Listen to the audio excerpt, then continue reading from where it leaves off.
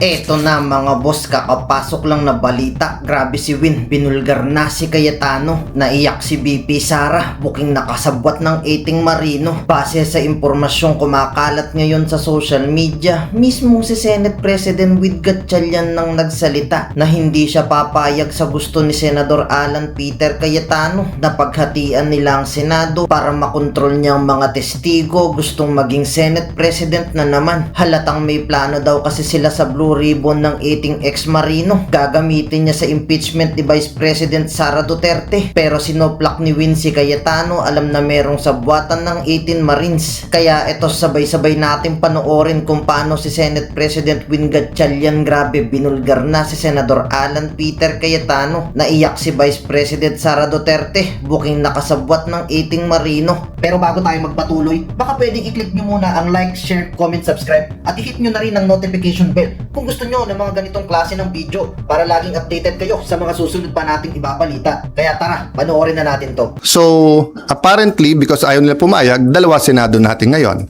You have the Senate of the Philippines and you have the Senate of Malacanang. No? So, yung Senate of Malacanang had a hearing kanina and you have two Blue Ribbons Committee.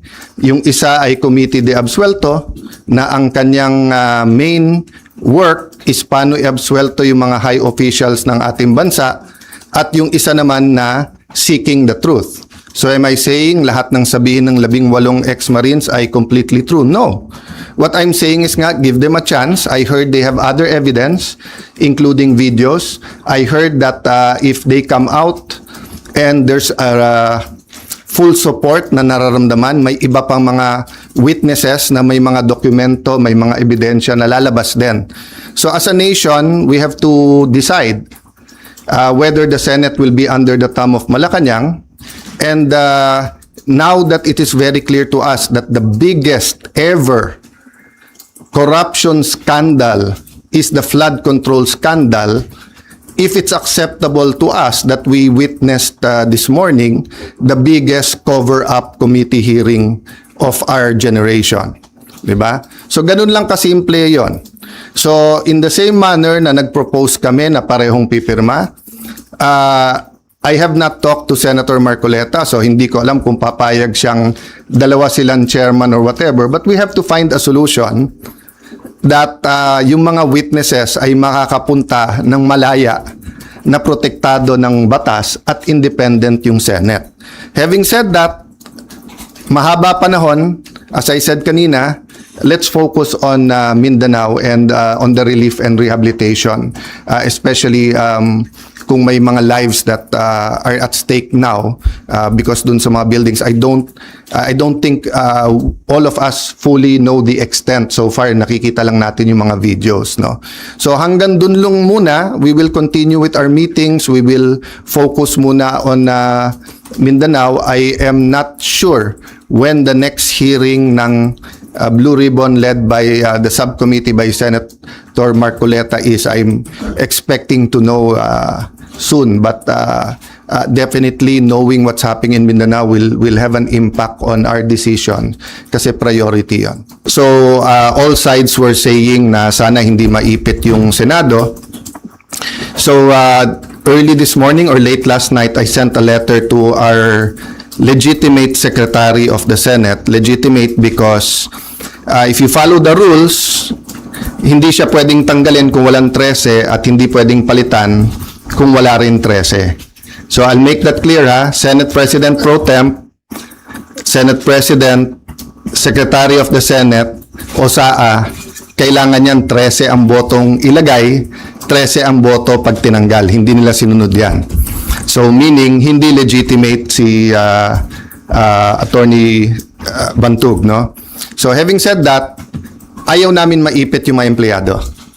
So I sent him a letter to talk with Attorney Bantug and nag-offer kami kung gusto ni Senator Win, pareho na lang kami pipirma kahit walang designation. So I think the letter was delivered mga 8 a.m., a little bit past 8. Ang sagot nila noong 12 o'clock is that hindi na siya secretary at mag-turn over na lang.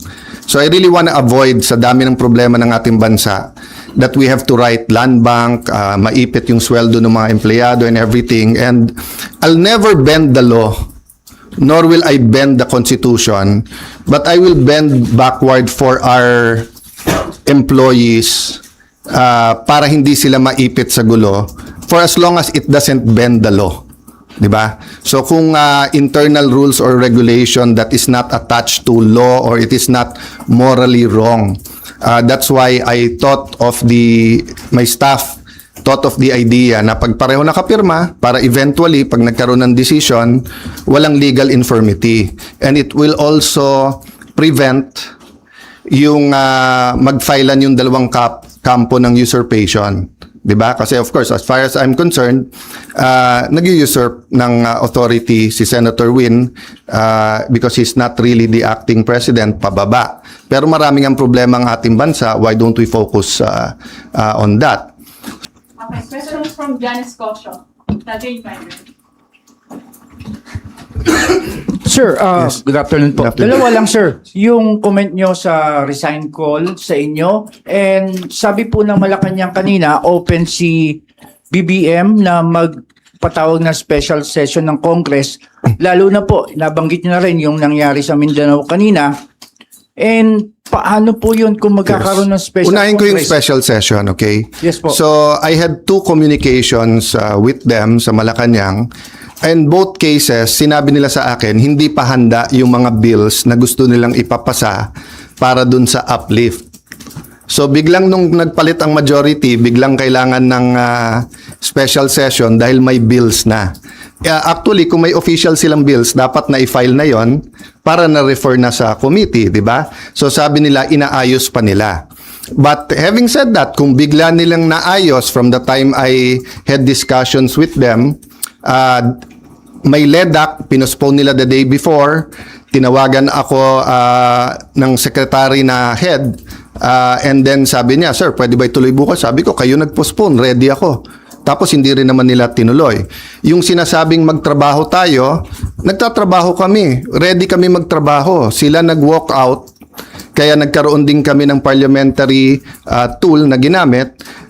Sinasabi ni Senator Lacson paulit-ulit, and I feel bad for the generals, and I apologize in behalf of the whole Senate, both the majority and minority. But nakita nyo naman, after nila kinonvene illegally ang session, ano bang ginawa nila? Nag-adjourn sila sine die. Ang calendar natin pwede pa hanggang Friday. Hindi naman nila tinuloy yung session ng Thursday, Friday. Sasabi nilang mga gusto nilang ipasa eh. So, ang problema natin sa kabila ay double standard. Iba ang sinasabi, iba ang ginagawa. So, doon naman sa nananawagan na mag-resign, as I said, pag-usapan na lang natin in a few days after yung focus tayo sa Mindanao, but especially yung mga former presidents, yung mga nagkampi-kampi na mga Marcos na rin, papasalamat ako sa inyo sa call nyo na mag-resign ako bilang Senate President kasi ibig sabihin, nire-recognize nyo pa rin ako as Senate President. Kasi kung hindi nyo na ako nire-recognize as Senate President, ba't kayo nananawagan na mag-resign ako as Senate President? Di ba? Sir, kung gamitin ng Malacanang itong nangyari sa Mindanao, No, patawag na special any special session that will redound to the good of the Filipino people is welcome. The special session is in the Constitution. Yung ginawa namin nung bago matapos yung bago mag-sinedie is precisely because aagawin nila yung committees at kailangan matuloy yung hearing tungkol sa Blue Ribbon. Having said that, Mindanao is now. Diba? They need the attention now. So if there's needed legislation, good. We will meet right away. If not, then tulong-tulong tayo. But aside from that, let's remember that the committees can continue to work. Nung pinauwi ni Senator Win, nung Thursday, yung mga empleyado, may Senate hearing pa si Senator Pia. So hindi totoo na hindi nagtatrabaho. Wala tayong dapat conflict kung may kailangan yung ating bansa. Whether it's legislation, whether it's a meeting na LEDAC, dapat tanggalin ng politika pagdating na ng I say politika, but it's an issue of graft and corruption. But what I meant is that it's a political issue vis-a-vis a more urgent. They're both important, but what's more urgent? You can postpone a hearing. You cannot postpone a rescue mission. You cannot postpone yung paghatid ng mga relief, di ba? And then, yun nga, hindi natin nararamdaman pa ng husto, pero the economic crisis is here. And every month until the end of the year, it'll get much worse before it gets better. Because nga, tuloy-tuloy ang problema sa Middle East, di ba? So, maraming tinatamaan dyan. Supply chain, presyo ng dollar sa peso, presyo ng diesel at ng gasolina, kakulangan ng fertilizer, taas ng presyo ng fertilizer, desisyon ng Vietnam at saka ng decision muna ng India kung bibigyan tayo ng magbebenta ng fertilizer, decision ng India at saka ng Vietnam kung magbebenta ng bigas o hindi, decision ng Indonesia whether mag-export sila ng coal o hindi. All of these are kumbaga sa relo are moving parts na walang makakahula o makakapredict. So in that sense, kailangang magtulong-tulong talaga yung ating bansa. Kaya naman nandun pa rin on the plate yung graft and corruption kasi kahit anong plano natin sa economic crisis, kung ninanakaw pa rin yung pera, then mahirapan pa rin tayo lahat. No? Jonathan Alvarado, GMA7. Sir, Yes. sino po ang tatayong presiding officer sa impeachment trial? At may update po ba kayo sa... As soon as they have 13, walang problema sila na. Okay, so I have to assert because may pinaglalaban tayo. Pinaglalaban ko hindi yung si Alan Cayetano ang Senate President. Ang pinaglalaban natin, ang Senado hindi pwedeng rubber stamp ng Malacanang. Hindi pwede na hindi independent yung Senate. Hindi pwedeng may hearing ka katulad kanina, yung bibig na bumubukas ay senador pero yung lumalabas na salita galing sa Malacanang. Opo. Ano pong rule sa pagpili ng presiding officer sa impeachment trials? They illegally amended the rules. They illegally had a session, 'di ba? So in due time there'll have to be something that will decide, 'di ba? But in the same manner na ina-assert ni Senator Win na he's the acting Senate President kahit na walang legal basis whatsoever, I have to assert not for myself but for the truth and for the Constitution. But it's still 1 month 'di ba? At hindi kami nakikipag-agawan sa silya doon. So for example, yung Senate Secretary, dapat siya yung ngayon nag-aayos para diyan sa pre-trial. But nagte-take over sila Attorney Bantog. So we're doing it very patiently. Because nga, we don't want the whole Senate to be affected. No? Paano po yun? Kanina si House Secretary General Sheloy Garafil, nagpasa siya ng manifestation ng House Prosecution Team kay Secretary Yes. Bantog pero hindi niyo po siya kinikilalang SecGen. Yes. Pero ang House Prosecution Team, si SecGen Bantog daw yung kinikilala. That's going to be a problem for at least a few days, maybe a few weeks because we don't expect naman the Supreme Court to rule right away. But what's the best proof that Malacanang's hand is in this? First, yung pananakot nila sa mga miyembro namin na lumipat, yung offer na wala ng kaso pag lumipat. Second, as soon as nila ginawa, naglabas sila na ang House at ang Malacanang ay dun pumapabor. Di ba? Pwede naman mag-neutral ang Malacanang eh. Pwede naman sabihin ng Malacanang, settle it among yourself. Ganon din sa House prosecution. Hindi naman nila gusto ng fair na impeachment. Gusto nila yung may pinipili na silang grupo. That's why sabi ko sa inyo, if I'm wrong, they blame me. Kung tama ako, na from 24 gagawin 22, eventually 18 ang senador, tapos sasabihin nila 12 convicted na. Will that be a fair impeachment process? What will happen to the country if that happens? Then ang kasunod naman is CONAS. No? So, give me a few days, pag-usapan natin yan, but let's focus lang dun sa nangyayari. No? But just to answer your question, it will be up in the air. That will be a legal question and we are in the right side. Okay, last question, Ryan.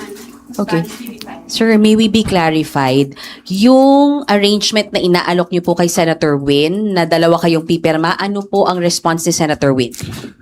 Sulat around 12 o'clock na sinasabi kay attorney sa ating Senate Secretary Jose Luis Montales that you are no longer secretary and that Attorney Bantog and then that basically sinasabi na sila na. Yun din ang sinabi sa USAA, but hindi first-hand knowledge, sabi chain of command. But wala nga sila sa chain of command eh. Kahit anong tingin mo sa rules, hindi nangyari yon. So yung pagwawala nila at pag-walk out nila kasi hindi pwedeng amendahan daw yung rule na ganon-ganon, binaboy nila yung rules on June 3. Diba? So that it's going to be a lingering question. Sorry, how do you treat that? Hindi pumayag si Senwin sa arrangement na dalawa kayong pipirma sa documents? And paano po yung sweldo nung You know, it's Senate just like employees? the civil rights movement sa US, di ba? From the Civil War until pinasa yung mga civil rights laws, etc., yung may batas ka, alam mo yung tama. Pero yung inaapi pa rin, yung mga minority, yun yung de facto. Di ba? So alam naman natin lahat kung ano tama at sinong tama. Pero ang kapangyarihan kasi nasa kanila eh. Sa kanila ang pulis, nasa kanila ang NBI, nasa kanila ang Malacanang. Kaya sabi ko, lahat ng kapangyarihan nasa kanila. Pero katotohanan nasa amin. So hindi ko pwedeng bitawan yon. Kailangan lumaban tayo doon. Kasi kung hindi, after this, all you have to do is to get one senator plus Malacanang. Hindi na 13 ang kailangan mong boto, 1 plus 1 lang. 1 plus Malacanang. Sir, so you will still sign? Paano yung mga... That is a practical question na hindi mangyayari because nga from the bottom paakyat dun sa office, 'di ba? Never naman nila sinurrender yung SP office. Hindi ko namang trinethreaten yung mga empleyado, 'di ba? But sila inaano nila yung mga empleyado. Yung ginawa ni Senator Erwin tapos nag-sorry. Bad cop, good cop 'yon. Sadya 'yon. I-shock mo na yung mga empleyado, nakakasuhan ka, tawagin mo kung ano-ano. Tapos si Senator Win naman yung mabait. So kahit na nag-sorry siya, natanim na 'yon sa puso ng mga empleyado. 'Di ba? Kaya nga sa akin, sa mga empleyado, it's a matter of conscience.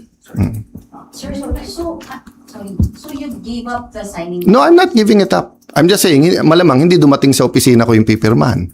No. But I'm not giving it up. Diba? Kailangan ko i-assert yun. Sir, sorry, ano po ba yung extent nung arrangement na pinopropose po ninyo? Hanggang doon lang sa dalawa kayong magsasign? No, it was a first step lang kasi sinabi nila open sila. Hindi naman pala sila open.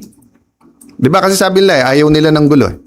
Diba? Sabi nila, eventually, kailangan magsama yung dalawang grupo, one Senate tayo. Diba? But mukhang ang utos ng Malacanang, hindi, kayo lang. Kasi nga alam nila na even if we go to the Supreme Court ASAP, it will take time. So in the meantime, they're buying time until they either get one more member or whatever. How will you assert kung hindi darating sa inyo yung pipirmahan? Basta in any way I can. And it's just like yung example na binigay ko sa'yo, whether it's apartheid, whether it's civil rights, di ba? Doon tayo sa tama. Okay, thank you guys. One last. Sandra. Sir, nabanggit niyo po kasi kanina yung Supreme Court. So are you referring to the one filed by the school teacher, Tayam, or meron po It's kayo always an iakyat sa option Supreme for everyone. It's an option for the other side, for us, for the employees can also file. So let's see kasi nauna na si Senator Win, nag-meeting na yesterday ata sa mga taga-USAA and yung kanilang inappoint na secretary at USAA, bagamat illegal, 'di ba, umikot na in every. As I told you, no, as a practical matter, ang matagal na naging Senate President si Senator Drilon, 'di ba? Tapos si Senator Soto matagal din, more than 5 years, 'di ba? Si Senator Coco, Senator Mig, Senator Cheese, magkakasama sila ngayon eh. Ako naman ni isang empleyado, wala pa ako na-appoint eh. So as a practical matter din, sila ang mga kaklose. So syempre sila ang napakinggan. But I have faith in the Senate staff that they should listen to all sides. But I don't want to disturb. Di ba? Hindi civil war ang gusto namin. Ang gusto namin manaig sa Senate kung ano tama, kung ano mali. Ngayon, kayo bilang Pilipino, ano ang masasabi nyo at reaksyon sa balitang ito?